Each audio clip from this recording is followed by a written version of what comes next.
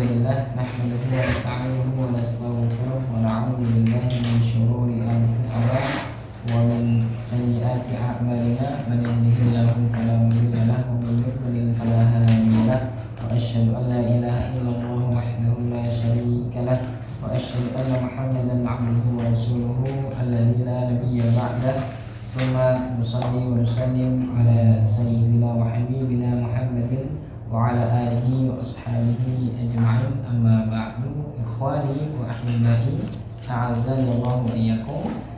Bapak-bapak sekalian yang senantiasa dimuliakan Allah Subhanahu wa taala.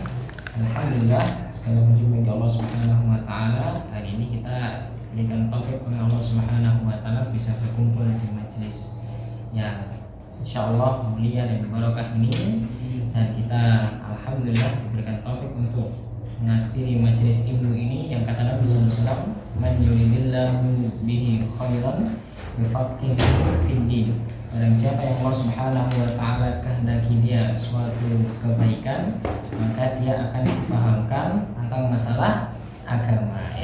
Jadi salah satu tanda bukti bahwasanya Allah Subhanahu wa taala berkehendak baik kepada seorang hamba, yakni hamba tersebut difahamkan tentang perkara agama. Mafhum mukhalafahnya atau paham kebalikannya, kata para ulama, yakni dari hadis ini bahwasanya barang siapa yang Allah Subhanahu wa taala tidak berkehendak baik pada seorang hamba, maka dia tidak akan difahamkan tentang perkara agama. Baik. Hari ini kita melanjutkan lagi, Bapak sekalian, yakni kemarin kita sudah menyelesaikan salah satu dari 5 makhraj kemarin, yakni yang pertama al-jauf, rongga mulut, yang kedua al-halqu, yakni tenggorokan. Kita ulang sekali lagi ya untuk murojaah, ya mungkin yang kemarin agak sama-sama, kita ulang sekali lagi ya secara singkat atau ringkas. Yakni kemarin kita bahas bahwasanya dalam membaca huruf hijaiyah itu yang jumlahnya ada 28 atau 29 itu ada 5 makhraj ya, ada 5 makhraj. Yang pertama ada rongga mulut, tenggorokan, lidah, 2 bibir dan rongga hidung. Kemarin sudah kita bahas yakni yang rongga mulut atau al-jauf, yakni al-jauf ini adalah tempat keluarnya huruf apa? Bapak-bapak sekalian ada yang masih ingat? Al-jauf itu keluarnya huruf mat. Oh iya, ini huruf mat yang 3. A, I, U itu adalah tempat keluarnya ya huruf mat, yakni al-jauf. Selanjutnya kemarin juga sudah kita bahas yakni al-halqu atau tenggorokan, yang di sini sudah keluar 6 huruf ya. 6 huruf yang keluar dari makhraj ini dan dibagi menjadi 3, yakni ada pangkal tenggorokan, tengah tenggorokan dan ujung tenggorokan sebagaimana yang ada di kitab. Baik, selanjutnya kemarin juga sudah kita bahas yakni lidah atau lisan, dan kita sudah sampai pada huruf dhad kemarin ya. Ini huruf dhad. Kemudian ada huruf qaf, kaf, jim, shin dan ya. Baik, sebelum kita lanjut ke huruf setelahnya, mungkin ada pertanyaan atau unek-unek yang ingin disampaikan mengenai makharijul huruf yang sudah kita bahas kemarin. Monggo. Ada mungkin yang muskil, ada yang perlu ditanyakan, silakan. Baik, kalau tidak ada berarti kita lanjut lagi ke yang E ya, poin yang E, yakni setelah huruf dhad kemarin, yakni huruf lam ya. Lam. Ya, kemarin sudah nih. Kemarin sudah ya. Baik, sekarang kita masuk ke huruf lam ya. Qala al-muallif hafizahullah taala, ya, berkata al-muallif sang penulis, semoga Allah Subhanahu wa taala melindungi beliau, pangkal tepi lidah ya. Sekarang kita masih di lidah ya, dibayangkan dulu lidah. Nah, sekarang pangkal tepi lidah ya setelah makhraj huruf dhad, yakni sampai akhir ujung lidah bertemu dengan gusi-gusi gigi atas ya, dibayangkan ya. Jadi samping kemarin dhad ada di samping ya, dhad ada di samping. Kemudian agak atas sampai ujung ya, agak atas ini sampai ujung menyentuh gigi atau gusi gigi bagian atas. Nah, dari makhraj ini keluar huruf lam, la, Lanya itu apa setelah lidahnya ditempel dikeluarkan gitu atau dari bawah ke atas ditempel biasa saja iya. di gusi-gusinya ya. Jadi huruf lam itu yang ujung lidah bertemu gusi gigi bagian atas. Insya Allah ini mudah ya, di bahasa Indonesia atau di bahasa kita juga sudah ada. Kemudian yang selanjutnya, yang poin yang F, ujung lidah bawahnya sedikit makhraj huruf lam, yakni bertemu dengan gusinya dua gigi seri bagian atas. Dari makhraj ini keluar huruf nun sakinah yang dibaca idhar dan nun yang berharokat. Intinya huruf nun dan lam itu mirip-mirip ya, tempatnya mirip-mirip. Ya. Ni, nu, an, in, un, ban, bin, bun. Nah, jadi huruf lam, nun ini mirip-mirip ya, tempatnya mirip-mirip. Nah sekarang yang mungkin agak atau sedikit kita bahas yakni yang poin G ini, yakni huruf ro ya. Dimanakah makhraj huruf ro ini? Ujung lidah yang masuk punggung lidah berdekatan dengan makhraj ya, bertemu dengan gusinya gigi seri bagian atas ya. Jadi huruf ro ini atau kata penolong mengatakan ujung lidah sampai ke punggung lidah ya. Ro-nya orang Jawa atau sedikit cadel itu betul atau jadi sedikit cadel itu betul karena itu udah masuk ujung atau punggung lidah.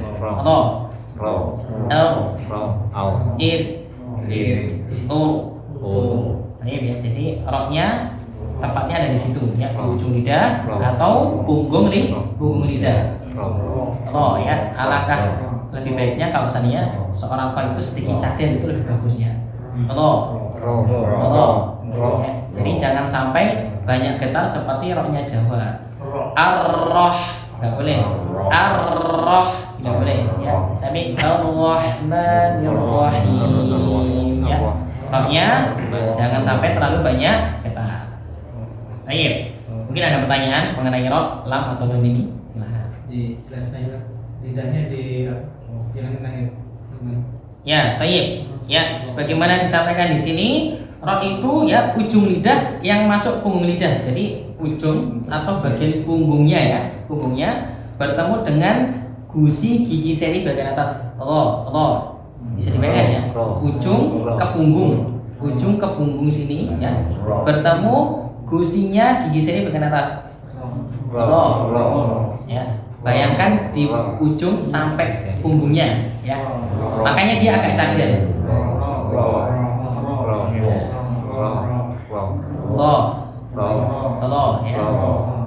Nah itu agak sulit ya huruf ro ini ya. Tapi bisa dibayangkan nih, bertemunya di mana? Ujung lidah sampai punggung. Jadi bukan di ujungnya saja tapi sampai punggung ya. Bertemu gusi gigi seri bagian atas. Ya, gusinya, bukan giginya ya, tapi gusinya, bagian dari dagingnya itu. Ya, sengit. Ya, itu ya. Nah, nanti ada cedalnya. Ya, ada cedal atau ada cadelnya dikit. Nah, itu ya, karena dia ada di punggungnya juga, ya, di punggungnya. Baik, ya, itu huruf ro ya. Kita agak cepat ya mungkin biar pertemuan ini selesai nih, agar ada gambaran ya semua makhorijul hurufnya. Kemudian sekarang yang poin H ya. Nah ini ada satu grup juga ya. Kemarin ja, sya, ya satu grup di mana tempatnya? Jasa, ya. Tengah orang. Di Tengah tenggorokan, ain dan ha. Tengah lidah. Tengah lidah ya. Kalau kemarin ja, sya, ya, tempatnya di tengah lidah. Sekarang satu grup lagi to, da, ta ya. Kata mu'alif di sini ujung lidah bertemu dengan pangkal gigi seri bagian atas ya. Dibayangkan ya, pangkal gigi seri, bukan di gusinya tapi di pangkalnya. Jadi bukan di ujungnya. Ini ujung, misalnya ini gigi ya. Ini ujungnya, ini pangkalnya yang dekat sama gusi ya. Di situ, di pangkalnya. Nah, dari makhraj ini keluar huruf to, da, ta. Ya, baik. gambaran nggih. To, da, ta. Belum. Ta masih belum. Ya, ta. Ingat ya, di ujung lidah bertemu pangkal gigi seri bagian atas. Ujung lidah bertemu pangkal gigi seri bagian atas. Ya. Jadi nggak boleh soal qari itu baca to medok to. Nah, to itu bukan di ujung lidah. To itu ada di tengah lidah. To bukan to tapi to. Da. Ta.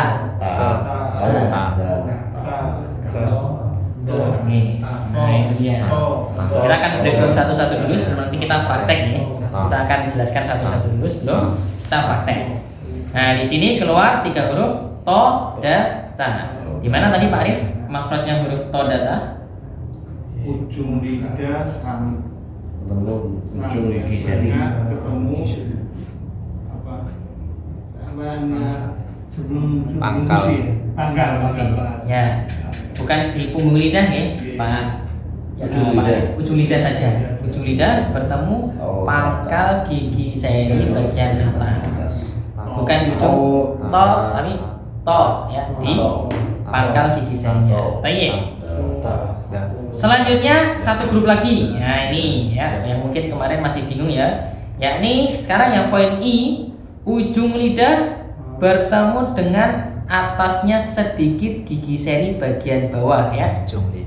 Ya, dengan melonggarkan sedikit antara ujung lidah dan gigi seri tersebut ya. Kesimpulannya, ujung lidah bertemu gigi seri bagian bawah ya. Mungkin biar nggak bingung, ujung lidah bertemu gigi seri bagian bawah. Sa ya, huruf so, za, sa. Ya. So, za, sa itu tempatnya ujung lidah paling ujung. Ujungnya lidah yang paling runcing itu kemudian bertemu gigi seri bagian bawah. So, za, sa. Baik.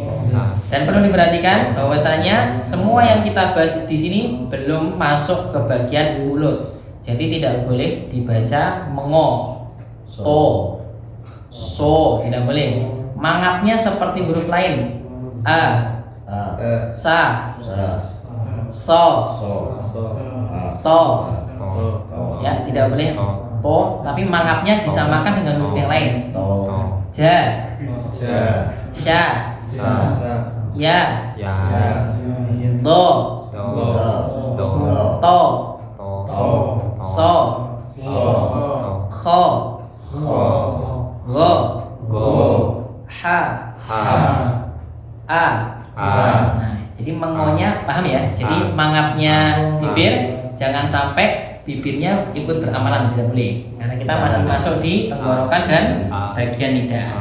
Ya. Jadi di ujung lidah bertemu dengan gigi seri bagian bawah keluar 3 huruf so, za, sa. Di mana tadi Pak Pri? So, za, sa, makhraj ujung lidah gigi seri bagian bawah. Ya. Jadi so, za, sa tempatnya ada di situ. Nah, sekarang lagi yang terakhir ini adalah satu grup terakhir di bagian lisan ya. Ya ini ada huruf lo, da, sa. Di manakah makhraj di sini? Yakni ujung lidah bertemu dengan ujung gigi seri bagian atas. Nah, kalau to, da, ta di pangkal gigi seri atas, tapi kalau lo, da, ta itu di ujungnya. Ini gigi ujungnya. Jadi lidahnya keluar sedikit. Lo, da, ta. Ya. Jadi bertemu di sini. Ujung lidah bertemu dengan ujung gigi seri atas. Lidahnya keluar sedikit. Lo, da, ta.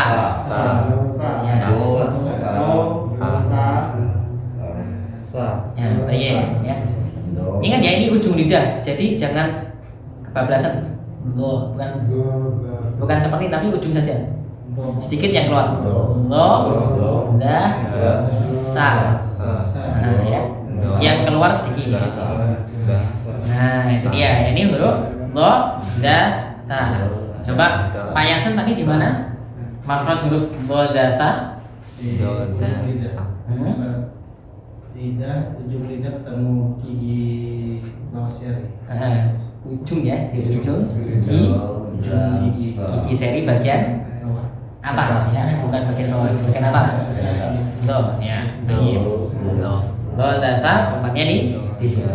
Oh iya, inilah akhir pembahasan kita mengenai lisan ya. Silahkan mungkin ada yang bertanya mengenai lisan atau tenggorokan atau yang lainnya sebelum kita masuk ke dua bibir. Ya.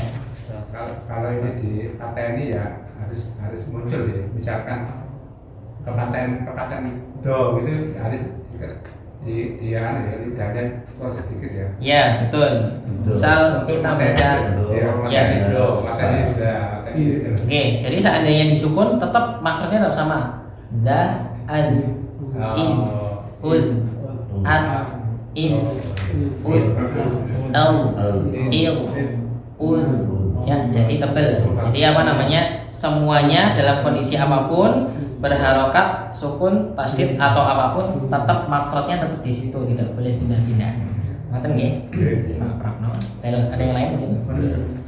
Untuk yang roh ini kan tebal dan tipis kan berbeda. Ya. Arab sama itu tekniknya. Teknisnya bagaimana? Yang mungkin agar tidak bingung, setelah ini kita masuk ke sifat baru nanti dijelaskan di situ biar lebih rinci lagi ya. Mengapa ini dibaca tipis, mengapa ini dibaca tebal ya, pembahasan sifat. Kita masuk ke makhraj dulu. Yang penting semuanya ada gambarnya ya. Jadi setiap huruf itu punya tempatnya masing-masing ya. Tidak boleh dipindah-pindah nih. Nanti kalau dipindah-pindah hurufnya berbeda. Sebagaimana kemarin shin tempatnya di mana Pak Mono? Titik 3 shin.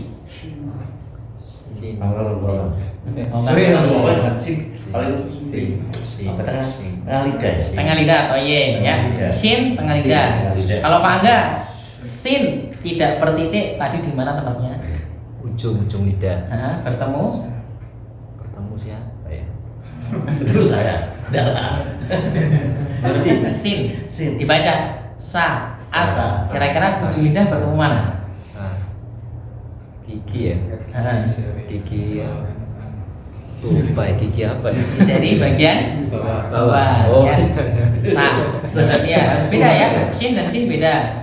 Atau huruf to dan huruf lo ya. Kalau huruf to di mana Pak Bakti? Ujung lidah bertemu antara gigi seri atas. Ya, bertemu mana? Bertemu lidah, ujung lidah. Ujung lidah bertemu dengan Gigi seri atas. yang mana? Ujung atau pangkal? Ujung. Ujung itu ujung huruf do yang ada titiknya. Pangkal. Ya. Jadi kalau yang agak ke atas pangkal itu huruf mereka tidak tahu huruf fa ini keluarnya dari mana. Jadi huruf fa tadi di mana? Pak Angga? Bibir ini. Huruf to. Kalau huruf do yang bertitik ujung lidah ketemu gigi seri pangkal zo.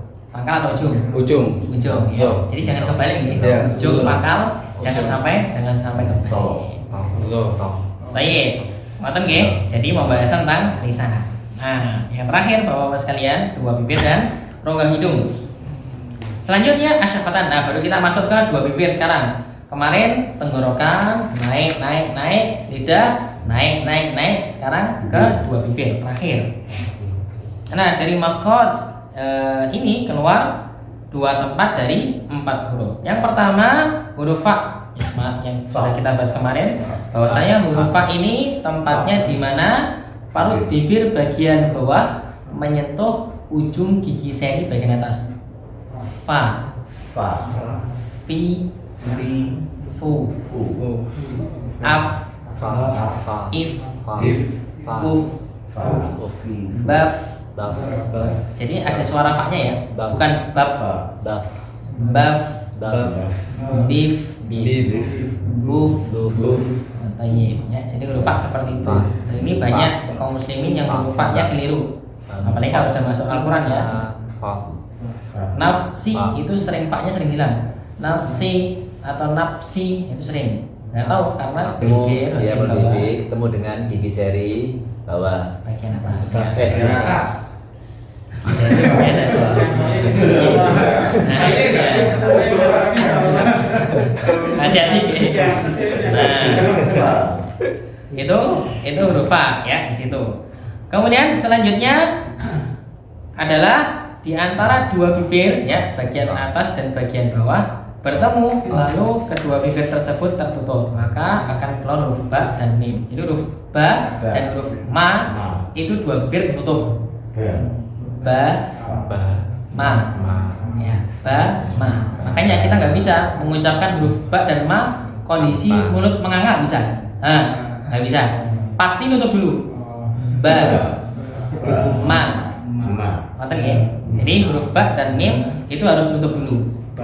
Beda sama temennya, yakni huruf wawu. Kalau huruf wawu tidak perlu tutup, cukup monyong aja. Wa,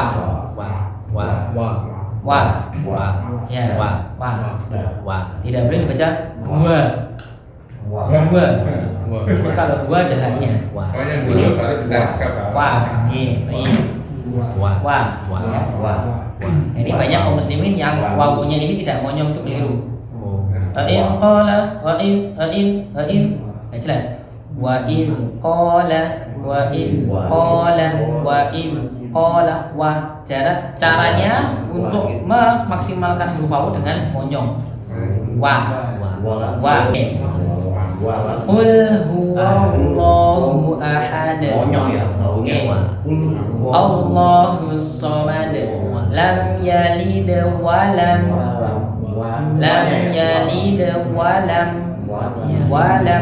ya, jadi jangan sampai wawunya tidak monyong.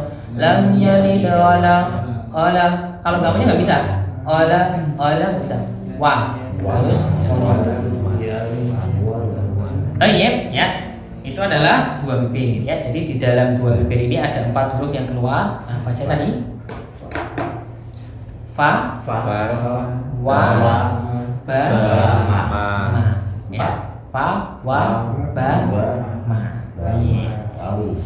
Yang terakhir Bapak sekalian yakni al-khaysyum atau rongga hidung. Nah, di sini para ulama berbeda pendapat mengenai rongga hidung ini. Ada yang mengatakan rongga hidung ini tidak termasuk makharijul huruf karena memang tidak ada huruf yang keluar dari hidung, tidak ada. Adanya suara gunnah, suara dengung. Yang itu cuma ada di huruf mim dan nun. Amma, anna itu tempatnya di rongga hidung, dengungnya bukan tempat keluarnya huruf mim dan bukan di hidung tapi suara dengungnya. Baik. Nah, ini Bapak sekalian yang bisa kita pelajari ya tentang mengenai makharijul huruf dari hamzah sampai huruf ya. Mungkin ada pertanyaan ya sebelum kita coba ya satu persatu tentang huruf-hurufnya. Ada pertanyaan mungkin silahkan. Pak Arif, Saya masih bingung saya Ustaz. iya. Masih bingung ya? Tidak apa-apa, saya Ya. temani. Saya temani di situ. Tidak apa-apa. Ada nomor apa ya? Minimal ada gambar dari wa, la, do, tempel di sini. Ada lagi yang lain? Mas Alvin mungkin? Belum? Pak Mona ada pertanyaan? Gini, setelah kita nanti mempraktekkan itu ya, kemarin berjamaah sama Pak Yus itu, saya praktekkan juga ternyata agak beda, Pak. Contoh, tambat si ada pilu buat tabe, nah, itu otomatis ngomong tebu itu muncul sendiri gitu loh. Ya, Pak, betul nggak gitu ya? Ini muncul sendiri gimana? Artinya kita ini kan baca surat pendek dengan tahsin itu, lalu kita tahsin dulu ya. Itu akhirnya bacaan be itu keluar gitu, baca be. Gitu. Terus nah sebenarnya kaitannya itu dengan makhluk keluar nggak? Sama nggak? Sama ya, semua huruf itu makhrajnya sebagaimana yang kita sebutkan tadi, nggak boleh pindah-pindah. Tetap Semuanya ya, walaupun kita baca surat pendek tadi itu yang kita bahas tahsin Ya. dulu sama. Oke, karena pondasinya kita belajar membaca Al-Quran ya ini makharijul huruf ini.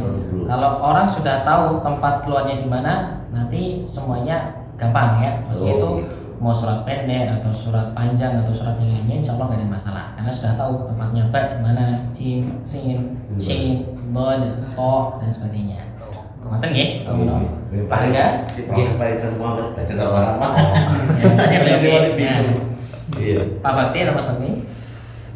Sore itu. Yang masih belum. Iya. Pak Prapno, terbaik. Belum. Pak Pri? Ini Pak, kalau Pak Fatih di belakang alif domai itu apa Ya, tayyib. Ya, Uf. ini pembahasan tentang masalah sifat nggih Pak Pri ya, karena sifat, betul. ada tebal tipisnya. Ini yang masih kita pelajari adalah tempat Tempat keluarnya keluarnya huruf. huruf, maksudnya. Ya, Sifat-sifatnya masih belum kita Oh, belum pelajari. beda, tipis. Tapi setelah ini akan kita pelajari sifat-sifatnya, akan kita tahu oh huruf fa itu kalau sukun bibirnya harus bagaimana. Kalau huruf tok kalau sukun bibirnya harus bagaimana, lidahnya harus bagaimana. Itu kita tahu dari belajar sifat setelah ini. Iya. Ngoten nggih, Pak Pri. Iya. Kalau tidak ada, ya. Nomor satu. Hah? Pengen tahu aja. Silakan. Ini kan kalau prosedur huruf kan memang ada peran gigi, peran lidah. Ya. Itu kalau misalkan orang yang gigi saya ini misalkan bagian atas. Sebenarnya aku habis ini saya. Tidak bisa Itu Kota tempel belum bisa gimana bisa. ya? Kan cuma pengen tahu seperti apa, hukumnya seperti apa. Misalkan udah ada merantah Udah tua, betul. Ya. Itu apakah ada hal lain atau bagaimana seperti itu? Tayyib, ya. Sebagaimana kita sampaikan tadi, kan banyak ya. Huruf-huruf itu tempat keluarnya di mana ada. Ya. Ada yang di lidah, tenggorokan, ketemu gigi seri, ketemu gigi geraham, dua bibir atau yang lainnya. Nah, seandainya seorang qori itu misal gak punya gigi seri bagian atas ya, misal seperti apa Pak Monologi kan gigi seri atasnya nggak ada, Udah tempel. atau mungkin teman-teman kita yang gigi seri lidahnya pendek gitu. ya itu dia lidahnya pendek atau gigi serinya bagian atas itu nanti kan kalau membaca huruf pasti salah. Salah. Apakah itu berdosa? Ya, kalau sudah belajar itu tidak berdosa meskipun dia keliru, tapi dia udah belajar dan dia tahu dia ingin mengamalkan tapi tidak bisa, tidak berdosa ya. Sebagaimana kata Allah Subhanahu wa taala, fattaqullaha mastata'tum ya, bertakwalah kepada Allah Subhanahu wa taala semampunya. Kalau nggak mampu ya jangan dipaksa. Misal sholat ya, harusnya kan sholat wajib berdiri. Tapi kalau memang tidak mau berdiri, jangan berdiri. Ya, ini pilihannya duduk.